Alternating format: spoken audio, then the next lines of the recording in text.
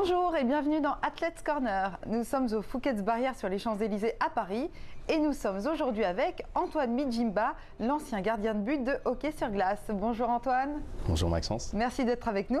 Au plaisir. Alors, le principe de notre interview est simple, on veut mieux vous connaître. Et pour vous aider, je vous remets ce petit joker. J'en ai qu'un seul? Ah bah oui, attendez, j'ai pas fait un tas à côté. Non, c'est un et pas plus. Ok, d'accord. Et vous me le remettez s'il y a une question qui ne vous plaît pas. D'accord. Vous êtes prêts? On peut commencer? On y va. Alors, Antoine, vous avez mis un terme à votre carrière en 2006 quand vous étiez dans l'équipe des Gothiques Amiens. Alors, pourquoi avoir arrêté? Pourquoi avoir arrêté? Je pense la vraie raison, c'est que j'avais 38 ans. Je pense que j'aurais pu jouer encore à un haut niveau 3-4 ans.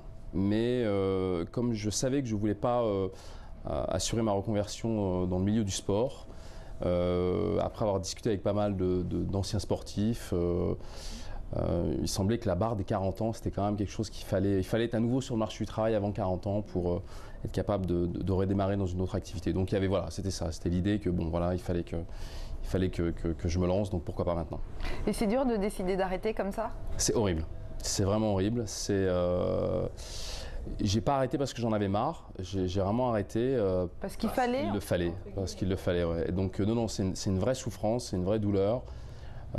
Dieu sait que je l'avais préparé, que j'étais armé pour ça, mais c'est une vraie mort, c'est très très difficile. Alors on va revenir un petit peu en arrière sur votre parcours justement. Est-ce que vous pouvez nous en parler? Oula. Alors, je suis passé pro, j'avais 16 ans. J'ai été repéré, en fait quand j'avais 14 ans, j'étais dans les équipes de France des moins de 16 ans, j'avais été surclassé, donc j'avais été repéré je pense par des clubs qui jouaient des clubs professionnels. À l'âge de 16 ans, mon frère, lui, a décidé de passer professionnel, il avait des contacts. Moi, j'avais pas du tout l'intention de passer professionnel, mais à l'époque, il fallait se mettre sur des listes, volontairement sur des listes fédérales indiquant qu'on avait envie de partir de son club. Donc je l'ai fait parce que mon frère le faisait, parce qu'il y avait pas mal à Dunkerque à l'époque, parce qu'il y avait pas mal de bons joueurs de 3-4 ans de plus que moi qui le faisaient. Donc je me suis dit que j'allais le faire, mais sans vraiment objectif particulier. Et là, le téléphone s'est mis à sonner. J'ai eu des propositions de clubs pro. Donc du coup, la décision s'est presque faite dans la précipitation parce que ça s'est décidé en mois de juin, en 15 jours avec mes parents. En se disant, bon, finalement, je suis un bon élève, je suis assez mature, je suis capable de gérer la pression et de gérer une organisation seule à 16 ans.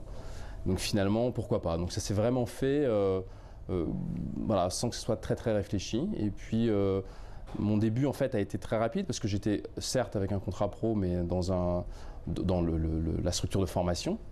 Et puis j'avais 16 ans, je suis devenu en quelques semaines le numéro 1 dans ma catégorie. On m'a surclassé en junior, je suis devenu le numéro 1.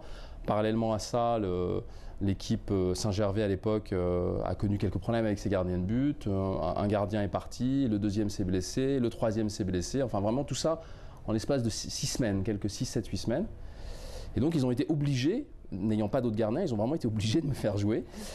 Et puis voilà, ça a marché quoi, et c'est parti comme ça. C'est un hasard le fait que vous soyez gardien de but? Non. Alors si je retourne un peu plus loin, j'ai vécu au Canada jusqu'à l'âge de 11-12 ans. Et donc j'ai fait du hockey comme tous les petits Québécois et Canadiens. Et puis pourquoi gardien de but? Parce que l'équipement me plaisait et que je trouvais ça sympa quoi. Donc, mais au Canada, faire du hockey, c'est pas... Ça n'a rien d'exceptionnel. Oui, tout le monde fait du hockey sur glace. Au Canada, c'est pas... Tout le monde fait du hockey sur glace. Et le fait que le hockey soit un sport d'équipe, c'est un plus pour vous?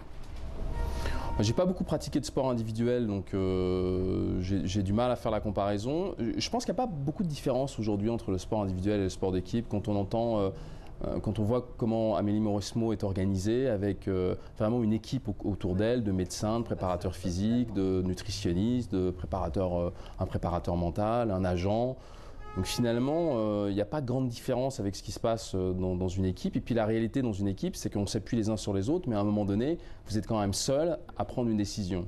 Donc je ne fais pas tant de différence que ça entre un sport d'équipe et un sport individuel. Alors, est-ce que vous pouvez nous expliquer les règles du hockey sur glace? En fait, c'est très simple, il faut marquer plus de buts que l'adversaire. C'est vraiment très très basique. Finalement, c'est une base quoi, dans tous les sports. Exactement. Non, c'est pas très compliqué. Il y a quelques hors-jeux qui ressemblent au foot, mais qui sont matérialisés par des lignes sur la glace. On joue à 5 joueurs de chaque côté, plus un gardien de chaque côté. C'est assez spectaculaire parce que les changements de ligne, les changements de groupe, de blocs de joueurs se font à peu près toutes les 30-45 secondes et il n'y a pas forcément un arrêt de jeu, c'est-à-dire que les joueurs peuvent changer pendant le cours du jeu. Mais il n'y a pas de règles, on a le droit à la mise en échec, c'est un sport assez violent de contact comme le rugby, avec quand même maintenant de plus en plus de règles qui protègent le joueur, notamment sur les charges par derrière, les coups de crosse au-dessus des épaules. Mais c'est un sport qui est rapide, c'est un sport qui est sympa. Et ça vous procurait quoi comme sensation? Ça me procurait quoi comme sensation?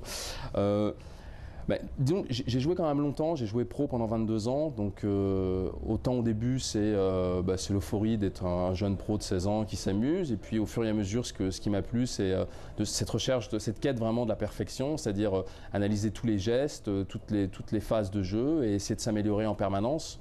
Donc au début vraiment c'est l'euphorie, puis après je pense que c'est la perfection, la quête de la perfection et ce réglage millimétrique qui devient vraiment passionnant.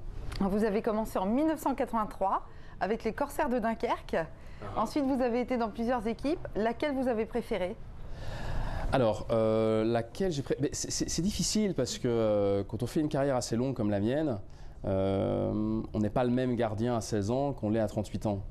On n'est pas le même individu, on a des attentes, des objectifs qui sont différents. Je pense que je retiendrai certainement mon premier titre de champion de France avec Saint-Gervais alors que j'avais que 16 ans. Et c'était assez paradoxal parce que je venais d'un petit club comme Dunkerque où j'avais jamais eu le moindre titre. Et la même année, je suis champion de France cadet junior senior. Donc ça a été un gros choc. Et je pense que j'ai pas pris vraiment la mesure de l'exploit réalisé parce que finalement, je n'ai eu un titre de champion de France que en 99 avec Amiens. Donc ça fait quand même pas mal d'années après. Et donc je pense que celui-là, le deuxième titre, a vraiment un goût particulier parce que ça faisait 3 ans qu'on était en finale. On avait une équipe qui était vraiment expérimentée. On avait échoué à chaque fois à peu en finale. Donc je pense que ces 2 titres-là sont les 2 moments et les équipes qui vont avec qui m'ont sans doute le plus marqué. Alors quand on joue au hockey sur glace, c'est quoi les dangers? Les dangers en termes physiques? En termes physiques, ouais, si vous avez eu des accidents ou des gadins ou... En termes physiques? Alors des accidents, oui, j'en ai eu. J'ai eu un enfoncement de la boîte crânienne, j'ai été opéré 2 fois de l'épaule, des 2 coudes, j'ai eu une fracture des cervicales, une fracture de la hanche, j'ai été opéré 2 fois des 2 genoux et 1 fois à chaque cheville. Les dangers, je pense qu'ils sont multiples, surtout dans les années 80 quand j'ai démarré où les règles protégeaient beaucoup moins les joueurs que ce qu'elles peuvent maintenant. C'était vraiment de tout ordre. Enfin, vraiment, on avait tous les types de chocs, les protections étaient moins bonnes, les joueurs étaient moins bien préparés, donc c'est-à-dire qu'on encaissait moins bien les chocs. Particulièrement les épaules et les genoux, je pense, si je peux résumer. Quelles sont les grandes qualités qui ont fait de vous un grand joueur de hockey? Je pense que c'est mon professionnalisme. Je pense que j'étais vraiment passionné et je cherchais vraiment la perfection. C'est-à-dire que toutes les composantes de mon activité, étaient vraiment analysées et je travaillais également, comme a pu le faire Mauresmo, je travaillais avec une équipe autour de moi, un préparateur physique, un entraîneur spécifique gardien, un préparateur mental, un nutritionniste, un agent, où j'essayais vraiment d'analyser tout ce qui fait qu'un gardien est un bon gardien de but, ses réflexes, la qualité musculaire, sa souplesse, etc. Et je travaillais vraiment tous ces compartiments. Je m'entraînais vraiment 7 heures par jour en essayant vraiment de comprendre que le métier n'est plus aucun secret pour moi. Donc je pense que c'est ça, c'est mon professionnalisme. Et vous avez un défaut? Je pense que c'est vraiment le pendant, c'est que, et je m'en suis sans doute rendu compte sur la fin de ma carrière, j'ai peut-être pas suffisamment laissé libre cours à mon imagination et à ma spontanéité. Et je pense que c'est vraiment sur ma fin de carrière où je me suis dit, certes, il faut être un très bon professionnel, il faut savoir se préparer, il faut être exigeant avec soi-même, mais à un moment donné, il faut vraiment se laisser aller, vraiment laisser les choses se faire. Donc vous avez laissé les choses se faire à la fin? Bien sûr, et sur la fin de carrière, je pense franchement que mes 2 ou 3 dernières années, alors que finalement... Vous en avez vraiment profité finalement? J'en ai vraiment profité et je pense que ça a vraiment été mes meilleures années. À 38 ans, je retournais en équipe nationale, donc je pense que c'était un message fort aussi de la fédération. Ouais. Et pendant toutes ces années, est-ce que vous avez eu des moments difficiles? Oui, bien sûr, des moments difficiles, des moments de doute où on se retrouve à la fin d'une année sans contrat, on ne sait pas très bien ce qui va se passer. les blessures, les non-sélections d'équipe nationale, une équipe dans laquelle on a tout pour que ça fonctionne et finalement ça marche pas très bien. Donc oui, des doutes, je pense que j'en ai eu en permanence. C'est ce qui me fait avancer parce que quand on doute, on se pose des questions, on cherche des solutions. Et qui vous a le plus aidé pendant ces années? Qui m'a le plus aidé? Je pense qu'il y a 3 personnes qui ont vraiment compté dans ma carrière. C'est mon frère, qui m'a vraiment beaucoup aidé. Il a eu une carrière pro moins longue, il a joué pro 7-8 ans, mais il m'a vraiment bien aiguillé, ça a vraiment été un très bon conseil. Un très bon ami, Serge Djeloul, qui a été un pro également pendant beaucoup d'années et qui était vraiment comme mon frère, avec qui on a beaucoup discuté. Et puis mon épouse qui a su me supporter, m'endurer, me soutenir et puis m'aider dans les moments de doute, parce que la réalité c'est que bien souvent, loin des strass, des paillettes et des projecteurs, c'est-à-dire quand on est seul chez soi, c'est souvent avec son conjoint qu'on discute et qu'on trouve les solutions. Donc elle a une grande part, elle est pour beaucoup dans ma réussite sportive. Alors, à côté du sport, donc vous êtes un très grand sportif, mais c'est pas tout. Vous êtes manager chez Ernst & Young. Est-ce que vous pouvez nous parler de votre vie professionnelle? Alors, ma deuxième vie professionnelle. Donc, pendant ma carrière, j'ai quand même réussi à faire des études. Donc, j'étais diplômé d'une école de commerce à l'école de commerce d'Amiens. À la fin de ma carrière, j'ai fait un 3e cycle à l'ESSEC en stratégie en organisation des entreprises. Et tout de suite après, j'ai été embauché chez Ernst & Young. Donc je travaille au sein du département conduite du changement. Donc mon activité en tant que manager, c'est de driver des petites équipes, plus ou moins grandes d'ailleurs, et l'essentiel des problématiques auxquelles on est confronté, ce sont des structures, des sociétés qui vivent un grand changement, soit d'organisation, soit suite à l'implémentation d'un système d'information qui va impacter durablement ses collaborateurs. Donc nous, on les aide. On a des outils, des stratégies, des méthodologies qui nous aident à consolider, à sécuriser les changements que vivent les entreprises. Et vous travaillez depuis quand chez Ernst & Young? Depuis septembre 2007. D'accord, donc c'est une bonne transition après le hockey? Je ne sais pas si c'est une bonne transition. En tout cas, c'est une transition. Ce qui est enrichissant dans un cabinet de conseil comme Ernst & Young, qui est une structure internationale, c'est que vous êtes confronté à beaucoup de problématiques, beaucoup de clients différents, beaucoup de problématiques différentes. Et puis c'est un cabinet international. J'ai travaillé en Angleterre, en Suisse, en Espagne, en Afrique du Nord. Donc on voyage quand même pas mal. Et puis on est confronté à des nouvelles problématiques culturelles aussi qui sont vraiment différentes d'un pays à l'autre. Donc c'est très enrichissant. Alors, est-ce que vos choix ont été influencés par votre entourage, donc dans toute votre carrière professionnelle, sportive ou travaillante, travaillante si je puis dire? Je pense pas. Non, je pense pas. Non, parce que je suis issu d'un milieu plutôt universitaire. J'ai un papa qui est médecin, une maman qui est prof. Donc, je pense que leur rêve en tant que parent, c'était pas forcément de voir leur fils professionnel de hockey sur glace. Donc, influencé par. Non, puis d'ailleurs, je pense pas qu'il j'ai vraiment cherché à m'influencer, ou plutôt m'aider dans les questionnements que je pouvais avoir. Et puis bon, à 16 ans, c'est vrai qu'on n'est pas forcément... on ne sait pas spécialement ce qu'on veut faire non plus. Complètement, mais je pense que j'étais assez mature et c'est ce qui les a confortés dans l'idée de me laisser partir. Donc non, j'ai pas vraiment été influencé. Non. Quelles sont les valeurs qui vous tiennent à cœur? Les valeurs qui me tiennent à cœur, je pense que... alors, le travail, si c'est une valeur, c'en est une. J'y crois vraiment. Je pense vraiment que on peut avoir tous les rêves possibles À partir du moment où on se donne les moyens en termes d'investissement, on peut vraiment tout réaliser, en tout cas s'en rapprocher fortement. Donc je pense que vraiment, toute ma carrière et toute ma reconversion a été basée sur cette valeur et sur cette certitude, c'est que finalement on peut se fixer n'importe quoi comme objectif. À partir du moment où on est exigeant avec soi-même et qu'on accepte l'idée de travailler dur, on peut vraiment tout faire. D'accord, alors je passe à vos goûts. En cuisine, quel est le plat que vous préférez? C'est vraiment banal, mais je pense que les pâtes, j'en ai tellement mangé et ça me manque maintenant parce que forcément j'en mange moins. mais les pâtes, ouais, non, franchement. Et le plat que vous détestez? J'en ai pas vraiment. Il y a plutôt tout ce qui est à base tous les plats dans lesquels il y a du clou de girofle. Ça vraiment, je déteste. C'est rare, non? Bah oui, heureusement. Ouais. Ouais. Non, j'ai pas de plat que je déteste en particulier. Quel est votre style vestimentaire? Costume, cravate Bon, là, disons que c'est un peu particulier. Je ne m'habille pas comme ça. Enfin, tous les jours, si, mais pas. C'est pour venir me voir ou c'est parce que vous revenez du travail? C'est pour venir vous voir, Maxence. Bien sûr.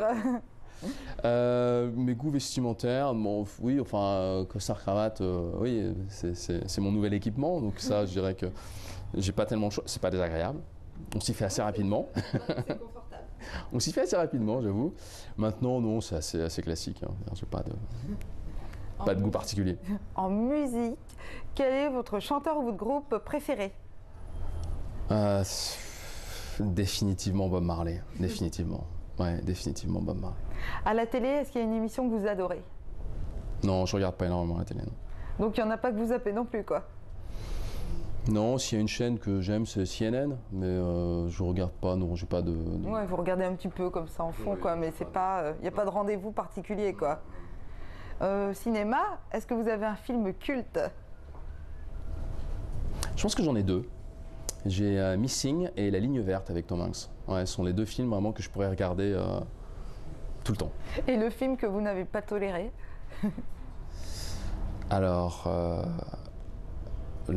c'est un film de David Lynch qui était sorti dans les années 80, dont j'arrive pas à me souvenir le nom. Alors là Blue Velvet. Je pense que c'est le seul film. Je me suis endormi. Il vous a marqué le film en tout cas?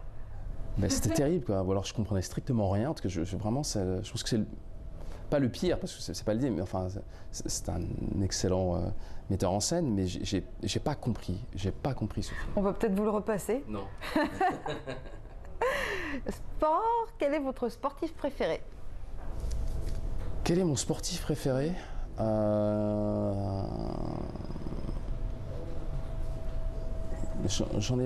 J'en ai pas vraiment. Je pense que j'étais vraiment admirateur de Carl Lewis. J'ai vraiment beaucoup aimé, j'aime beaucoup Mohamed Ali pour son charisme, son professionnalisme, son engagement. Je pense que c'est ça un sportif.